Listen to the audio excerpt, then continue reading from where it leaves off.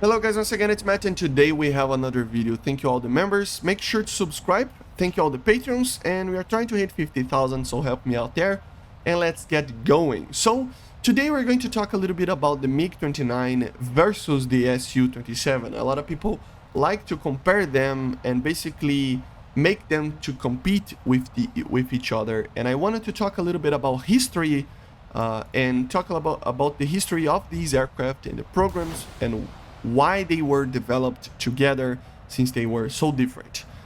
So let's get going, guys. So first of all, we need to talk about the programs. We have a very different thing between the USSR and USA, but the main thing is that in the 70s and even before, the idea was already there that the Soviets needed two types of aircraft for the VVS, especially, which was the Air Force. One lighter aircraft to be a point defense interceptor, so very quick scramble time, and another aircraft with high altitude capabilities, long range, to be able to escort and intercept targets from a very long range. So these were the two main objectives between this program, okay? Having a light aircraft, the LFI, I think it was called, and the HFI, or was that the name of the F-15? I don't remember. Anyway, still there were two programs, one for a heavier aircraft and one for a light aircraft. This was during the 70s. The objective and the doctrine was different than the US. Remember that in the US they had the F-15, which was meant to replace the F-4 and basically be able to compete with the most modern aircraft that the Soviets had in the 70s, which was the MiG-29 in the sense of performance, right? And then later in its life, in the late 70s even, the F-16 was started to be produced, which the objective was to be a lighter and a cheaper aircraft to be built in larger numbers and also to be exported to a lot of countries. The MiG-29 and the Su-27, they are a little bit different. The idea behind it was from the get-go to be already having its purpose. Obviously, the MiG-29 was cheaper to produce, and it was building larger numbers due to that, and it was easier to produce. And the Su-27 was harder to produce, more advanced technology and stuff, even in the sense of data links and fly-by-wire systems and other stuff like that. The Su-27 was already a little bit more advanced, and the objective was to actually add the PESA radars already in the Su-27, but they took a little bit of time to do that. But anyway, from the get-go, the differences is already on the face. It's already different from what the US had. So it is wrong to actually say that the MiG-29 was the counter to the F-16. It is not. The objective of the Su-27 and the MiG-29 was to actually complement each other on that. Remember, the Mikoyan Design Bureau, it's not a company, a bureau, and the Sukhoi Design Bureau, they are both bureaus because they didn't have, obviously, private property there of means of production or almost anything, right? So obviously it was owned by the government, and with that you kind of have a centralization of it, and the technologies of them were shared between each other, and especially the technologies that came from other places, like missile technology, like radar technology, like engine technology, like even aerodynamics, especially aerodynamics. They are both super maneuverable, right? And that technology of super maneuverability, of using actually the whole aircraft as a wing, was actually came actually from the same design institute. I think it was called the Hydro Aerodynamics Institute of Technology or something like that, from the USSR. And the technology for using it to the aerodynamics of both the MiG and the Sukhoi came from the same place. So they have a completely different type of production and design, and everything was completely different from the US. So you gotta treat it like it is and not compare to the US. It's like comparing the US to the USSR as well. It's completely different. So each of the countries have its own type of design and way to produce the aircraft, right? So yeah, that's the major difference, okay? Of course, as I was saying, the MiG-29 and Su-27, they share a little bit of the same type of idea on which the F-16 and F-15 dynamic kind of became afterwards. But basically the idea was already there before. It was a different type of doctrine and line of thinking. So that was the first thing. And also, obviously, the objectives, as I was saying, of the heavier aircraft, the light aircraft, would be very different. The MiG-29 was to be a light aircraft, very fast time to scramble, as I was saying, point defense interceptor. That was the main objective. And also, as a secondary objective, to actually do ground, basically CAS, combat close air support, near the borders of a future war. What is the idea of a point defense fighter or interceptor? It is to be spread out throughout the territory of the Soviet Union and the Warsaw Pact, each 100 to 200 kilometers or even a little bit more, but have around that area of coverage on each airfield. So you would have a large number of aircraft being very close to the border and having many airfields with a lot of these aircraft. That was the main objective, so that any type of interception was to be made. One of the first aircraft that was going to hit that target was going to be the MiG-29. It was supposed to be close to the border, very fast paced, very fast scramble time to get to the target very quickly. And obviously, if needed, using it to do the same kind of line of thinking, but with CAS as well, to be a little bit more faster to get to those points that need to be supported by an aircraft on a CAS supporting role, right? That was the objective of the MiG-29. While the Su-27, and by the way, the MiG-29, the objective was to be only going around 50 kilometers inside the enemy's territory, which is not a lot. So the objective was even to be mainly inside the friendly's territory, not even going outside of GCI coverage, right? And the Su-27, it was completely different. It had the range, it had the radar to be a designed interceptor. If you want to, you can even compare it to a middle ground between a MiG-29 and a MiG-31. MiG-31 being a fully heavy, long-range interceptor, and the MiG-29 being a fighter, lighter interceptor. The Su-27 is in the middle of that. It is going to be not only a very good fighter and dogfighter, but also a very good interceptor for long ranges, and a very good interceptor for shorter ranges as well. But the MiG-29 was going to be doing that mission because it was lighter and fast accelerating in the low stages of flight and stuff. So that was the main objective. As I was saying, the Su-27 being a higher, heavier interceptor, high altitude, longer range, even being able to be inside the enemy's territory from more than 200 kilometers, and using longer range missiles, and be able to actually escort bombers as well. The MiG-29 was not supposed to be doing that. So that was the main objective of both of the aircraft. You can realize that they are very different from each other. So yeah, even though they have these main objectives, obviously they have secondary ones, but both of them in different kind of scenarios, they are always, tending to be interceptors. That was the main objective of all the Soviet fighter aircraft since the 50s, to be honest, because they knew that the Americans had a lot of bombers. So the objective since the 50s, as I was saying, was to intercept bombers as a primary role. That was, all the aircraft were good at that.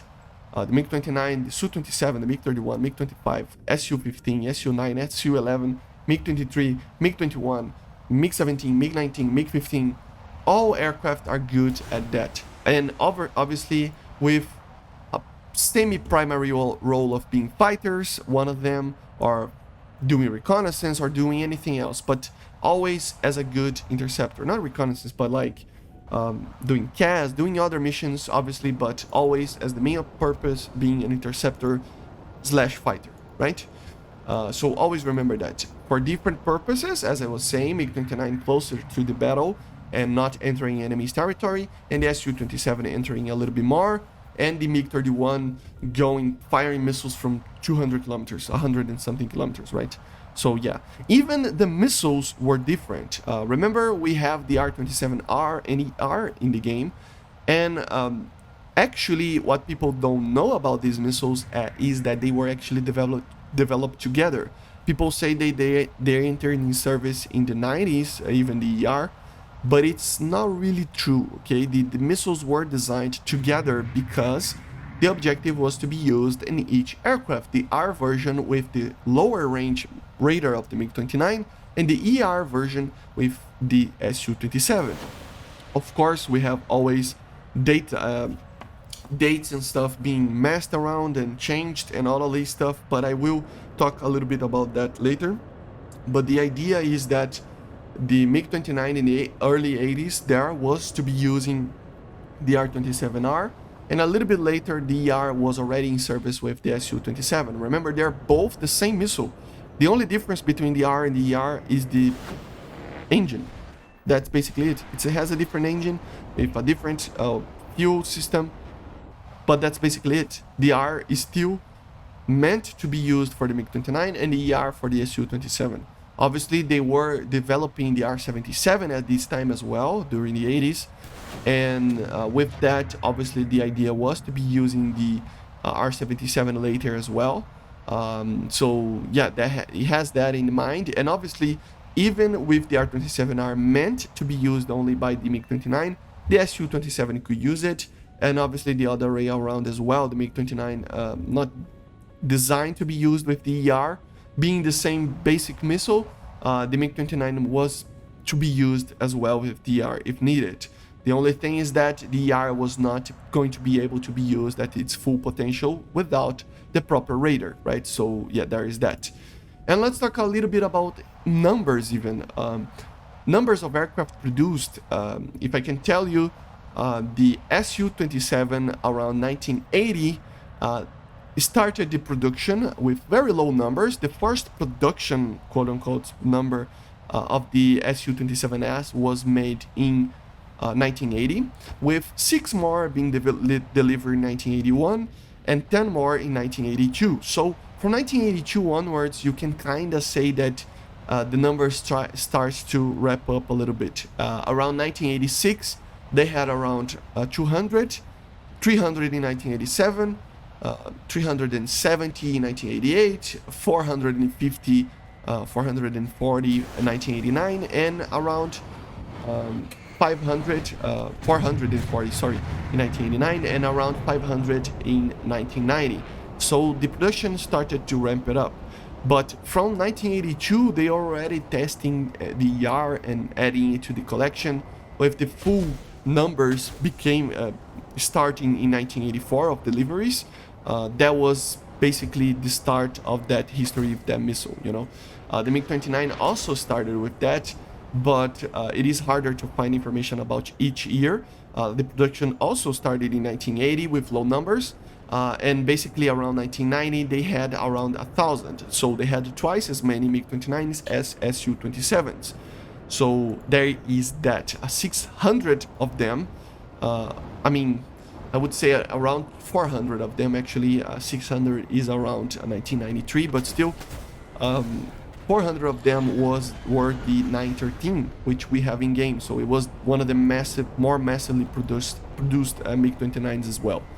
And the missiles, as I was saying, they started to be used together with the aircraft, right? 1980, 1981, but these were low numbers. 1982, 1983, the numbers start to ramp it up a little bit, with 1984, 85 having a lot of missiles, a lot of aircraft, you know. So middle of the 80s, it's not that they didn't have in 1980 these aircraft, it's just that they had in low numbers, and obviously it ramped it up eventually.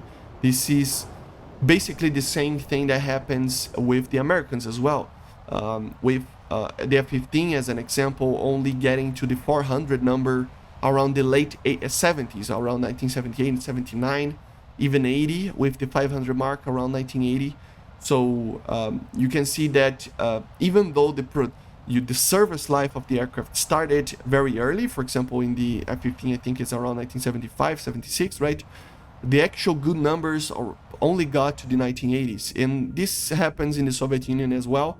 with the production and the service life of these two aircraft starting in 1980, but obviously the large numbers of it only in 1984, 85, right? Obviously, one of these aircraft could beat a lot of third generation ones, but still it would be taking time to actually be produced, right? And yeah, basically this is it. And basically they would complement each other in a supposed World War III, right? They were meant to fight together in different doctrines and different, not doctrines, different places in the battle that would complement each other. That's why I don't get why people even get mad about this, but the Sukhoi is better, or the MiG-29 is better, or blah, blah, blah. It doesn't matter, man. It really doesn't matter. Because they were meant to be fighting together at the same side. So it really doesn't matter which aircraft is the best one. I still think that obviously a more advanced version, an advanced aircraft with more technology into it is the Sukhoi, but it's not like the MiG is a lot behind. And also, in the late 80s, we started to see the development of the 4.5 or 4 plus generation aircraft. So we can see the MiG-29M, the Su-27M, that were meant to be added to the arsenal in the 90s if the Soviet Union didn't fail. We would have these thousands of numbers of aircraft with the PASA radars and data link systems and rear radars in the case of the Su-27, and more advanced missiles like the R-73M and the R-77 entering in production. Later, obviously, the R-74, the R-77-1. So obviously, if the Soviet Union didn't collapse, this would continue with this doctrine, and even entering in the fifth generation, as I was going to say, even the fifth generation, the idea of the Soviets was actually to be using the same kind of principle. A heavier aircraft and a lighter aircraft. You can see that on the MiG-144 and the MiG-142. They were meant to be complementing each other as well when they entered in service, right? So always remember that the Sukhoi 27 is made for high altitude, longer ranges, escort bombers, while the MiG-29 is a short defense, a short, very fast defense of 5 minutes. It's already firing missiles, right? And with short range, obviously, but still same type of capabilities with a lot more numbers. The same kind of principle that they had with the MiG-21 and the Su-15 on the 60s, same kind of principle that they had with the MiG-23 and the MiG-25 in the 70s. That was going to be the major doctrine that the Soviet had. Completely different from anything else, and you gotta look it in its own way of the Soviet doctrine. You know, it's completely different than any country. Same way as the US is completely different. Obviously, with NATO, a lot of countries share the same kind of doctrine, but still, each country has its own way of line of thinking, and the Soviets did that. Okay, so I cannot wait to see the Su-27 in the game, the F-15, all of these aircraft, heavier, more different aircraft. I still prefer my lighter F-16s and MiG-29s, but still, this is more of a personal preference, right? But anyway, let me know in the comments what you think about this. And all my sources are Gordon Yeffin's books and some documents from the Soviet sources from 2015 onwards. So not a lot of information about this on Soviet documents, but more on the Gordon Yeffin's books. There's a lot of things there. But anyway, I hope you enjoyed. Make sure to subscribe, and I see you guys on the next one. So bye, guys. See ya.